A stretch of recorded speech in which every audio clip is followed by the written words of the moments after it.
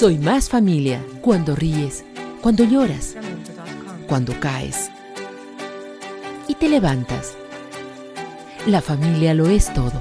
Soy más familia. La familia es amor, paz, tranquilidad, pero también tenemos malos ratos. En fin, somos familia. Presentado por Revista Digital, Soy Más Familia. Hola, hola amigos, amigas, bienvenidos. Acá estamos en una nueva entrega del podcast de la Revista Digital Soy Más Familia, hoy con un tema muy especial. La verdad que estos diferentes temas que hemos venido grabando han sido especiales, muy particulares, forman parte de los 12 objetivos que nos hemos planteado a inicio de año, pero hoy tenemos un tema muy importante. Vamos a hablar de la esencia, creo yo, de la familia, pero visto desde una nueva óptica, una óptica muy peculiar. Yo cuando leí el artículo, seguramente cuando salga este podcast ustedes también lo van a tener a disposición ya. Es un artículo que llama mucho a la reflexión, así que hoy vamos a tratar de ampliar un poquito en cuanto a este tema. El tema es la gran empresa de la vida. Esa gran empresa llamada familia, hoy vamos a estar hablando. Y para ello nos acompaña esta tarde Cristina Díaz de la Cruz. Ella es misionera, idente, ingeniera industrial y doctora en Economía y Empresas. Es docente e investigadora de Administración de Empresas y directora general de Misiones Universitarias de la Universidad Técnica Particular de Loja. Para nosotros es un gustazo, es un placer compartir con ella, porque tiene mucho para contarnos. Cristina, ¿cómo te va? Buenas tardes. Muy bien, muy buenas tardes, Diego. Muchas gracias por la invitación también. Para nosotros es un gustazo tenerte acá. Cuando leía tu artículo, vaya que reflexioné mucho. Es un artículo quizás corto, pero muy fácil de digerir, pero con una reflexión muy amplia. Y me gustaría consultarte, ¿cuál crees que es el objetivo de la familia? Partiendo por ahí para luego ir desglosando un poco más de lo que contabas en el artículo. Sí, eso poco menos que es empezar por el final, sí. Contar el final de la película, ¿no? Sí. Sí, bueno, el propósito, el motivo de la familia, según mi perspectiva, claro, es formar personas, ¿no? Formar a personas que pueden luego aportar al mundo. Claro que tiene muchas otras funciones la familia, el mismo hecho de sentirse amados, ¿no? Ya es en sí mismo un fin, ¿no? Un motivo para la familia. Pero como venimos al mundo con algún otro propósito, ¿no? Con alguna misión, la familia es el lugar donde nos preparamos para poder ejercer esa misión. Y al final te preparas para la vida misma, ¿no? Porque concatenando un poquito con el tema, con el título del podcast, que es hablando también en relación a la empresa, digo, ¿por qué relacionarlo con una empresa? ¿Por qué? Cuando lo escribías, ¿por qué lo relacionaste con una empresa? Me parece espectacular, creo que es el mejor ejemplo, pero ¿por qué lo relacionaste así? Ahora mismo es muy común hablar de empresa en muchos sentidos, ¿no? Como aquello que uno decide emprender, y de ahí esa palabra que está tan de moda. Las personas emprendedoras no necesariamente son aquellas que tienen su propio negocio, ¿no? También es esa persona capaz de crear, mover proyectos, establecer metas y cumplirlas. Entonces la familia puede ser un proyecto muy grande, ¿no? Que podríamos llamarlo empresa, en cuanto que uno tiene que emprender, entregar, dedicar recursos y también buscar a través de eso conseguir algunos resultados. Ahora, cuando un emprendedor tiene la idea, porque primero parte de una idea, ¿no? Quiero tener esto, quiero emprender en aquello, pero no es fácil. ¿Cuál crees que es ese primer paso que hay que dar? No pensando en empresas, sino pensando en la familia. La primera idea que todos tenemos de familia es la propia familia, donde hemos nacido, crecido, y quizás no es la familia ideal, o en muchos casos no lo sea, pero tenemos ya un primer concepto de familia. Y muchas veces también cuando uno va creciendo va comparando su propia familia con otras familias con las que convive, y empieza a tener como esa necesidad de ver qué es mejor. Y entonces poco a poco vas formando tu ideal de familia. Cuando uno ve, por ejemplo, a dos ancianos que se tratan muy bonito y se quieren mucho, siendo ya pues a lo mejor un matrimonio de mucho tiempo, nos conmueve a cualquiera, ¿no? Porque es algo que nos interpela a decir que bueno que después de tanto tiempo se sigan queriendo. Eso es lo que quiero yo para mí. Es lo que uno consciente e inconscientemente a veces lo dice. Eso es lo que yo quiero para mí. Pero no es fácil. No es para nada fácil llegar a esa edad y ver que hay amor todavía. Ahora, tú lo dices, la primera idea de familia es la nuestra, pero también uno se empieza a proyectar. y es ahí cuando uno dice, quiero que mi familia sea así. Empiezas a tener ideas o te empiezas a reflejar quizás en los ejemplos más cercanos que puedas tener. Pensando en esta familia y luego de tener la idea, que creo que es el primer paso, ¿cuál es ese proceso para hacer de tu empresa, para hacer de tu familia? Yo intuyo que es la base o la solidificación, pero ¿qué crees que es la parte fundamental para que esta empresa primero se construya y luego venga bien? Puedo intentar contestar desde mi propia experiencia o cómo lo imaginé en su momento, ¿no? Mi familia, por ejemplo, somos 5 hermanos, mi papá, mi mamá y obvio todo el resto, primos, tíos, lo que sea. Yo tenía la idea de que era bueno tener muchos hijos y en su momento tuve un novio con el que creía que finalmente me casaría y él me decía que quería tener 15 hijos y que su sueño era tener una casa increíble, o sea, que lo mejor de su vida fuera su casa. Le decía, mira, de los 15 hijos no lo sé. Lo podemos discutir. Vamos a ver si uno lo aguanta. Pero yo sí tenía la idea de decir, bueno, los que Dios me dé y que yo los pueda criar, ¿no? Ese era mi deseo en su momento porque mi imagen de familia era una familia con muchos hijos. Pero claro, es verdad, luego al final se dan circunstancias en la vida. En mi caso, pues no me casé, no porque no quería, sino porque me consagré, ¿no? Soy religiosa. Y uno tiene que transformar esa idea, ¿no? Yo creo que la familia, como muchas otras cosas en la vida, uno tiene que soñar siempre lo más puro, o sea, lo mejor. Y si algún día ese sueño se convierte en algo diferente, pero que todavía puede ser mejor, entonces uno tiene que invertir su esfuerzo en seguir persiguiendo este sueño, ¿no? O sea, hay personas también que se frustran mucho por malas experiencias. Por ejemplo, si sus papás se separan, puede darse 2 casos, ¿no? Uno diga, pues yo ya no creo en el matrimonio, o puede dar el caso de decir, yo no quiero que eso me pase a mí, y entonces uno trata de evitar que ocurra lo mismo. Lo mismo pasa con la violencia en la familia, ¿no? Pues yo puedo sufrir y hacer lo mismo, o puedo decir, bueno, pues yo he sufrido violencia y lo que menos quiero para mis hijos es que les pase lo mismo, ¿no? Entonces uno puede tener buenas o malas experiencias, pero lo más importante es, como decía, soñar lo más puro que podamos y perseguir este sueño hasta conquistarlo, si es que se puede. ¿Tú crees que la familia es la base de la sociedad? ¿Estás convencida de eso? Digo esto también para luego en un rato concatenar con la empresa. Estoy totalmente convencida de que sí. La familia, se suele decir, es la célula, ¿no?, de la sociedad. Es desde muchas pequeñas agrupaciones, ¿no?, familiares donde se forma todo el resto de la sociedad. Y me gusta decir mucho, al menos así lo he concebido siempre, es como un laboratorio de la vida, ¿no? Y por ello lo que uno vive en casa lo proyecta fuera.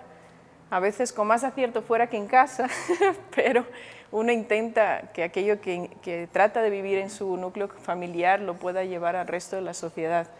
Entonces es muy importante que ese núcleo sea un espacio de paz, de confianza, de fraternidad, de amor y de seguridad, donde uno se puede equivocar y no pasa, entre comillas, nada, ¿no? O sea, es como que te puedes equivocar y lo puedes volver a intentar. Te van a perdonar, te van a acoger, mientras que en la sociedad a veces no siempre ocurre eso, ¿no? O al menos puede ser más traumático el error. Pensando y regresando al tema de la familia como empresa, las empresas, esto lo cuento por la poca experiencia que tengo, en el arranque es muy difícil, muy difícil. Ahora, ¿cómo sobrellevar eso, ese arranque, que por ahí, no sé si la palabra crisis entra en el inicio de una empresa, que sí que en algún proceso de la vida misma de la empresa vas a encontrarte con una etapa de crisis. No sé si es al inicio, pero en la familia es igual. La familia, creo yo que cuando apenas va arrancando, cuando apenas va empezando, yo he escuchado por ahí, no soy casado todavía, pero los primeros meses son los más difíciles. ¿Cómo sobrellevar eso? ¿Cómo mantener viva la empresa todavía? Porque el arranque debe ser difícil. Pienso que es tener claro el ideal, ¿no? Tener claro hacia dónde quieres llegar. Yo, de los ejemplos más cercanos que tengo de familia, hay una hermana mía que me impresiona mucho cómo empezó. Ella tenía pues igual un novio de la época de joven, de universitaria, y decidió cambiar a otra ciudad por un trabajo que le ofrecieron y no había acabado todavía los estudios, se fue a vivir a esta ciudad y su novio se fue con ella. Y en este momento decidieron formar una familia, ¿no? Ahí de imprevisto, por así decir. Entonces, ¿qué es lo que los unió? Y encima se quedó embarazada. O sea, todo lo que hoy en día se evita, ¿no? Se planifica demasiado, pues todo lo que no estaba previsto pasó y aún así la familia siguió adelante, ¿no? Yo pienso que, ¿por qué? Pues porque tenían claro que querían estar juntos. Pero es difícil, hoy es difícil. Digo, en esta realidad es difícil pensar así. ¿Por qué crees que pasa eso? Planificamos demasiado. Yo pienso sinceramente y de forma personal que mucho es falta de fe, o sea, falta de fe, o sea, las personas quieren tenerlo todo controlado y eso nos pasa en todos los ámbitos de la vida. Quiero tener control de mi vida, quiero tener el salario para cubrir los gastos de mis hijos, quiero tener el colegio ideal, la vida no es así, o sea, la vida no es controlada ni es ideal, la vida es amor y amor y amor. Si uno pone mucho amor, las cosas salen de una manera o de otra. Pero la planificación tampoco está mal, digo, hay que planificar porque es cierto, el amor es importante, quizás o probablemente lo más importante, pero sin una planificación tampoco creo yo que se va a ningún lado. Sí, lo llevamos a como hablábamos de las empresas, evidentemente, pero uno no planifica todo. Por ejemplo, una empresa que pasa también en una familia tiene su meta, ¿no? Su proyecto, su idea, quiere aportar algo, ¿no? Sin embargo, luego está el mercado, la competencia, las Estos crisis. imponderables que uno en el camino tendrá que luchar. Pues igual, o sea, y la vida familiar es lo mismo, ¿no? O sea, incluso los problemas graves, uno puede decir, pues claro, no me esperaba que mi marido se enamorara de otra, ¿no? Es algo muy grave, pero tendrás que lidiar con esto, o tendrán que pensar juntos en cómo solucionarlo. Esas son etapas de crisis. Recuerdo que en la academia, en alguna materia veíamos esto de cómo superar las etapas de crisis también en las empresas. Ahora, ¿cómo superarlas en la familia? Yo creo, estoy convencido de también, o vengo de una familia religiosa, que el centro debe ser Dios. ¿Qué piensas tú? ¿Cómo sobrellevar o cómo tratar de manejar estas etapas de crisis familiares? O sea, Dios no solo es la ayuda que nos da por la gracia que nos da, o sea, en un momento de crisis necesitas como una fuerza superior, digamos así, que te mueva, ¿no? Que te haga superar muchas cosas. Dios también es o la religión incluso a veces, es la que te da un concepto de familia. Por ejemplo, el creer en el matrimonio no deja de ser un acto de fe. O sea, porque obviamente hay muchas familias donde se sufre tanto que no se puede mantener esto, o sea, no hay cómo humanamente seguir, pero si uno parte del principio, o ambos, ¿no? Los que forman esa familia, parten de que es algo sagrado, que hay que luchar, que hay que conservar, que hay que darlo todo para mantenerlo, eso ya te condiciona desde el principio. Entonces Dios en ese caso pone como una meta a la que de verdad estás dispuesto a sacrificarte para conseguirla. Sin embargo, si uno no tiene esa creencia, el matrimonio o la relación de pareja es lo que dure o es lo que hasta donde convenga o según mis intereses, y eso es lo que hace que se desmorone a la primera crisis. Pero si uno dice, por principio quiero mantener mi matrimonio hasta el final, eso te puede ayudar a superar un montón de dificultades. Pero ¿cómo aprender? Digo, en la academia están los docentes que te enseñan.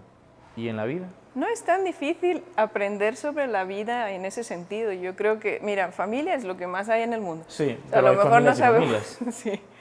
O sea, a lo mejor no sabemos de todos los temas, ¿no? No todos somos científicos, no todos sabemos de deporte, pero todos sabemos de familia. El problema es que uno tiene que arriesgarse a formar su propia familia. No hay, como decíamos, una familia igual que otra. Uno tiene que arriesgarse a crear su propia familia. Por eso la empresa y la familia son como una obra humana. Hay algo interesante en el Evangelio, a mí me gusta reflexionar sobre eso, porque dice Cristo que cuando termine esa vida no tendremos ni esposo, ni mujer, ni nada. O sea, que todo eso que nosotros damos tanta importancia es de este mundo. O sea, la familia es algo de este mundo, no es de la vida eterna. Con lo cual es una creación más del ser humano, o sea, una proyección más de su realidad. Ahora, ¿cómo querer más a tu empresa? Bueno, es tu familia, ¿cierto? Pero por ahí los más chicos no lo ven así. Es tuya, es tu empresa, es tu patrimonio. ¿Cómo cuidarla? ¿Cómo incentivar? ¿Cómo motivar? ¿Cómo hacer crecer tu empresa, tu familia? Desde lo emocional, desde lo emotivo, digo. La clave yo pienso que es el cuidado, ¿no? El cuidado de las personas y el desarrollo también de las personas. Cualquier familia tiene que pasar por el cuidado y el desarrollo, ¿no? O sea, es decir, los niños pues tienen que tener unos cuidados evidentemente y hay que apostar por su crecimiento, por su desarrollo, pero lo mismo pasa con los mayores, ¿no? Con los ancianos. O sea, también hay que cuidar y desarrollarles dentro de su realidad. A veces la gran destrucción de la familia viene del egoísmo, o sea, que quien toma decisiones en la familia solo piensa en sí mismo. Y eso pasa a veces con los papás que ya no se dedican a sus hijos, o con los hijos que simplemente ya no tienen en cuenta a sus papás o a sus abuelitos. Eso hay que forjarlo, educarlo, fomentarlo, pero tiene que haber como esa cultura, ¿no?, del cuidado mutuo, de la atención mutua y romper sobre todo con el egoísmo. ¿Qué hacer cuando tú sabes que en tu empresa tienes un baluarte que no lo puedes dejar ir? Pero quizás esa persona no está del todo cómoda o por ahí no tiene toda la confianza para con esa empresa. Trato de llevar una realidad de familia con palabras empresariales. ¿Cómo hacer para que ese baluarte se sienta, si se quiere, más incluido dentro de la empresa, que tenga esa confianza y siga trabajando para ti? ¿Cómo hacer? Claro, eso es algo muy complejo de manejar porque nadie sabemos qué hay en el corazón de cada ser humano. Esta expresión que se suele utilizar, la oveja negra de la familia, o sea, es como alguien que de pronto parece que es diferente, ¿no? O sea, que sale en un contexto incluso de valores y dices, ¿y por qué esa persona no comparte esos valores? ¿Qué ha pasado, no? Incluso uno dice, voy a educar a todos mis hijos igualito y no sé qué se me ha cruzado por el camino, que este me ha salido diferente. Bueno, pues ese es el propósito de esa persona, a lo mejor en esa familia, ¿no? Lo que no sabemos es qué tan bueno o tan malo sea tener esa diversidad. O sea, es decir, alguien diferente o incluso disruptivo en una familia puede traer cosas muy buenas. Y lo mismo pasa, aunque la comparación no es muy exacta, con personas con una diversidad, una discapacidad o algo que no estaba como previsto y que de pronto cambian las reglas, ¿no?, de toda la familia. Puede ser una fuente de bendición, ¿no? Pero hay que saber aceptar la realidad de la propia familia. Eso por un lado. Pero del otro lado, ¿cómo hacer que este trabajador se sienta respaldado por la empresa? Pues hay que amar la diversidad, o sea, hay que amar la diversidad en todos los sentidos. Y claro, si fuera una empresa, uno le puede animar a que se vaya, por así decir, pero si es una familia, estamos pues hablando de está la más familia, complicado. evidentemente. No, pero ¿cómo hacer que este trabajador, siente el respaldo? Más allá de que no se demuestre, o no se demuestre como él quiere. ¿Cómo sentir o qué decirle a esa persona? No, la empresa está contigo, la empresa te respalda, tu familia te respalda. Porque por ahí hay casos, ¿no?, de que uno puede sentirse no respaldado por la familia. Creo que el respaldo se puede interpretar bien o mal. O sea, cuando uno quiere dar apoyo a las personas, a veces tiene que darle la razón y no siempre es así. Yo creo que una forma de dar como esa acogida es escuchar a todos, ¿no? O sea, que se sienta escuchado, que se sienta comprendido.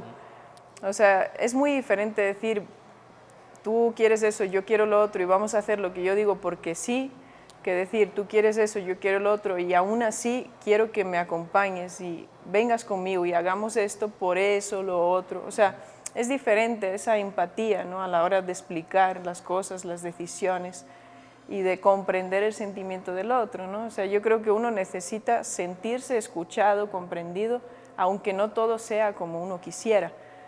Pero de ahí a dejar que haga lo que quiera o que se sienta como que poco menos que puedes hacer lo que te dé la gana, pues tampoco sirve de mucho. Hay niños, no, adolescentes sobre todo, que sufren mucho porque sus papás ya no les importa lo que hagan. ¿Quieres hacer eso? Pues hazlo, ya me da lo mismo. Eso es la mayor expresión de falta de amor que existe, ¿no? O sea, el desinterés, la indiferencia, ¿no? Pues haz lo que quieras. O sea, un hijo, una persona que se está formando necesita ser corregida, necesita que alguien lo oriente, necesita pautas, modelos, y eso es lo que no podemos hacer. O sea, ese es el mal camino. Cuando no pasa. Recién estaba conversando con una docente de la capital, me decía, luego de la pandemia, post-pandemia, los muchachos vinieron descarrilados. Y digo, tiene que ver mucho con los padres. Ahora, si los padres no dan ese paso, ¿qué hacer como hijo? Claro, ya hace mucho que no me pongo en ese papel, ¿no? Pero yo también he tenido mi etapa descarrilada, ¿no? Yo creo que todos hemos pasado por ahí. Algo de mis papás que me ayudó mucho es siempre dejarme las cosas claras. O sea, es decir, mira, tú puedes ir por el camino que finalmente elijas, no tengo cómo evitarlo, pero te insisto que tengas en cuenta que esto no es bueno, ¿no? O sea, que el mejor camino es el otro. Y yo creo que muchas veces necesitamos tener al menos el dato. O sea, es como decir, Saber qué qué está bien y qué está mal. exacto, sé que mis papás me llaman por ese camino, pero si yo voy por el otro, es decisión mía. Y casi todas las cosas, las frases categóricas de mi mamá, que yo creo que todos tenemos algunas, al final las he comprobado, las he corroborado y digo, tenía razón, pero tuve que pasar por ahí. Entonces yo creo que si es algo que está demasiado perdido, hay que cogerle, o sea, sobre todo si es una persona joven, ¿no? Hay que atraparlo un poco. Pero si es algo que está como tanteando, así probando, viendo, pues a veces no queda más remedio que dejar ir, pero siempre dejando claro cuál es el camino de vuelta, ¿no? O sea, si quieres regresar, por aquí tienes que venir. Volviendo al tema de empresa y familia, uno en la empresa se encuentra con todo tipo de personas, ¿no? Con diferentes características, y eso también tú lo encuentras en tu familia.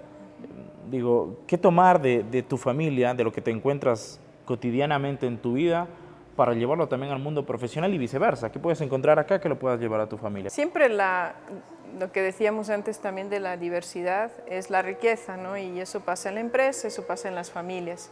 Siempre va a haber el que es más alegre, el que es más bromista, el que es más serio, el que es más ordenado. O sea, cada persona tiene sus facetas, sus aportes, y tanto en la familia como en las empresas lo más importante es saber incluir a todos, o sea, aprovechar a todos, ¿no?